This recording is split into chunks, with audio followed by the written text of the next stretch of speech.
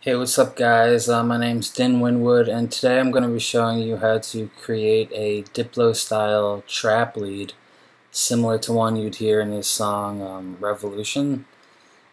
So I'm going to be doing it in massive. Doesn't matter what DAW you're using as long as you have Native Instruments massive. And the sound sounds like this.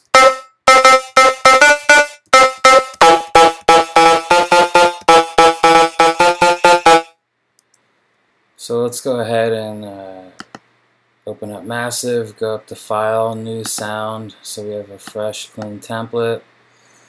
For some reason, I prefer working with oscillators 2 and 3 as opposed to 1 and 2. For this particular sound, not sure why, it just seemed to sound different to me. So turn off oscillator 1. Turn on oscillator 2, you're going to want to square saw 1. Position that just below 12 o'clock. Intensity up, amp up.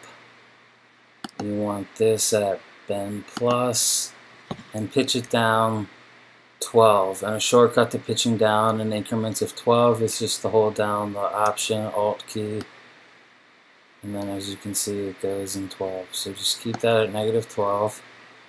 Route this all the way up to filter 1. Oscillator 3, you want the inharmonic, which is under the basic wave types, and you want that to be a band plus. Route that up to filter 1. Again, shift that down to negative 12 in the pitch.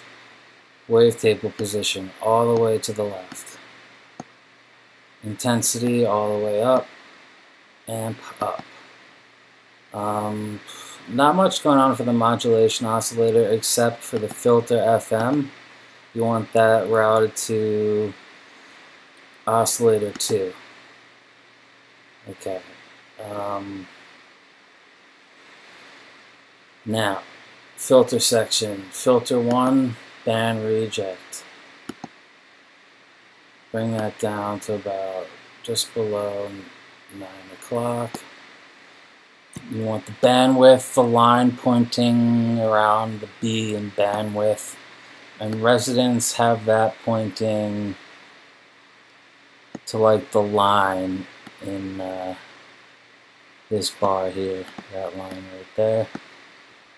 You don't need to worry about filter 2, so just turn that off.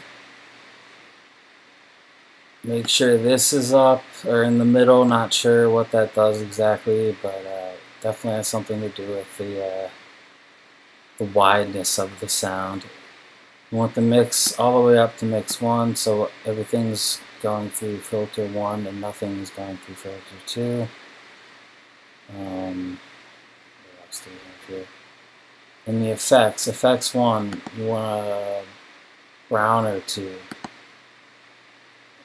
Make sure that that's pointing around 3, 4 o'clock. Drive all the way up. Effects number 2 is dimension expander. Have the dry wet up a little bit more than the default setting. Size about 3 o'clock. EQ. Let's see, this is important.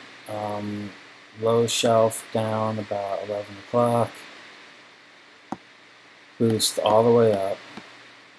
Frequency down, so it's pointing about around the F in frequency. High shelf, move that down so the line is pointing to the H. What else do we have to do here? Voicing. Now, voicing basically,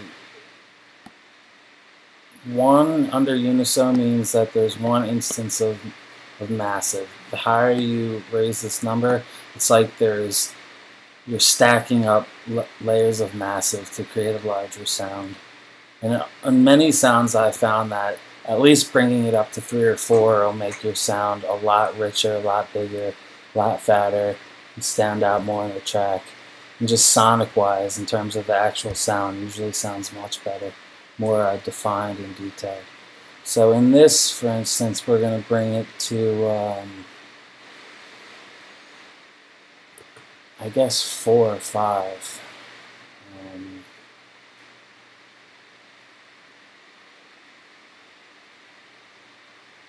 Yeah, 5.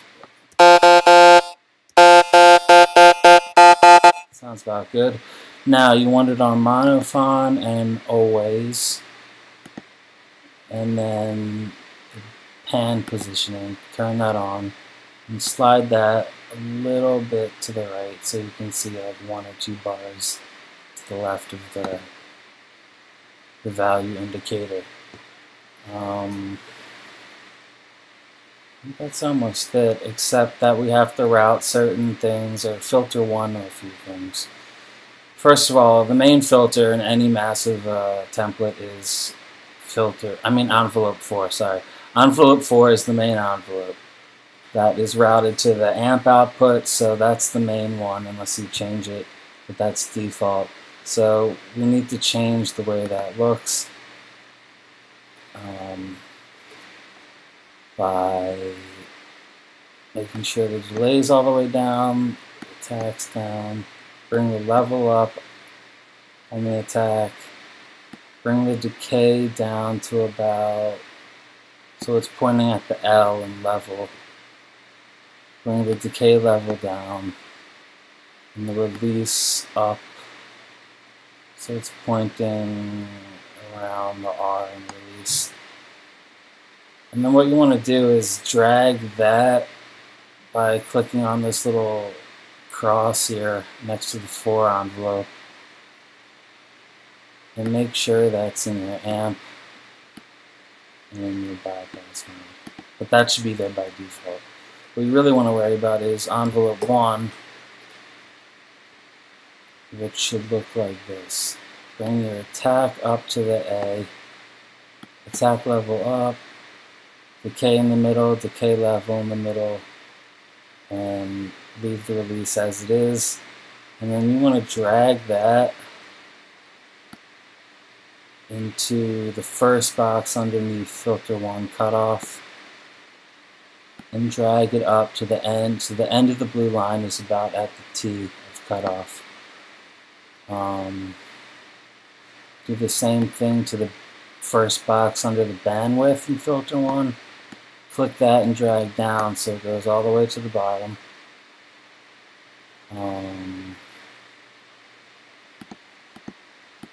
Pretty sure that's it.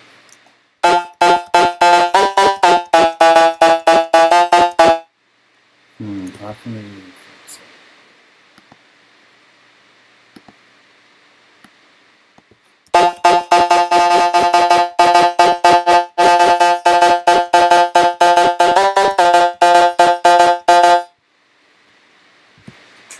You can add a hard clipper just to bring up some grittiness if you want. Bring the drive up.